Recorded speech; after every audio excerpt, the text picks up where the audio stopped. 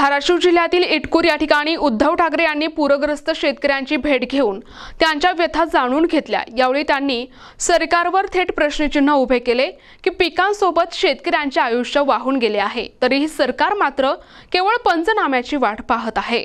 या भीषण परिस्थितीत उद्धव ठाकरे यांनी शेतकऱ्यांच्या बांधावर उभे राहून सरकारला थेट विचारले की अशा वेळी सरसकट मदत काय जाहीर केली जात नाही। ते पुढे म्हणाले की आम्ही बळीराजासोबत खंबीरपणे उभे आहोत, पण सरकारने सुद्धा शेतकऱ्यांच्या पाठीशी उभे राहायला हवे। यावेळी माध्यमांशी बोलताना उद्धव ठाकरे म्हणाले की शेतकरी पूर्णपणे उद्ध्वस्त झाले आहेत। त्यांच्या डोळ्यातील अश्रू पाहूनही सरकार पंचनाम्याची भाषा बोलते, त्यामुळे सरकारने तात्काळ सरसकट मदत जाहीर करावी।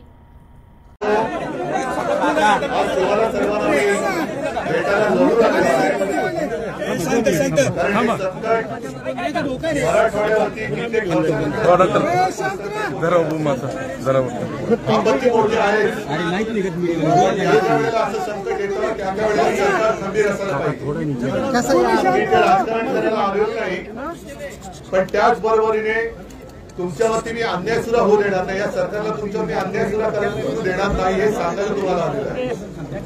मला अभिमान, एका गोष्टीचा अभिमान शब्द कोणाला योग्य वाटेल अयोग्य वाटेल, पण ओमदादा, कैलास, प्रवीण स्वामी, त्याच्यानंतर आपल्या अंबादास पण आणि सगळे हे प्रत्यक्ष तुमच्या सोबत, म्हणजे मी व्हिडिओ बघितले आणि त्यावेळेला कैलास काय ओमदादा काय त्यांना फोन केला की अरे बाबा तुम्ही पुरात उतरताय, जनतेला मदत करताय, शेतकऱ्याला मदत करताय, पण स्वतःची पण काळजी घ्या।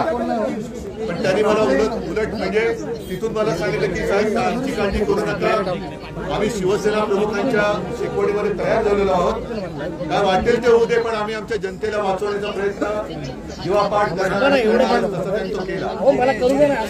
संकट केवळ शेतीने वाहून गेली, शेतकऱ्याचं आयुष्य वाहून गेले आणि हे संकट थोडं नाही।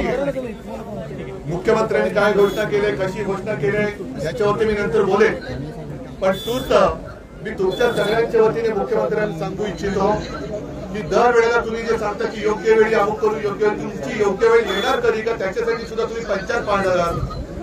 आमची मागणी आहे, महाराष्ट्रातल्या शेतकऱ्यांची मागणी आहे की ज्याप्रमाणे आम्ही कल्पसा प्रयत्न केला होता तसाच हीच वेळ आहे, माझ्या संकटात सापडलेल्या शेतकऱ्याचा 7-12 कोरा करा आणि त्याला कर्जमुक्त करा, पहिली मागणी आहे।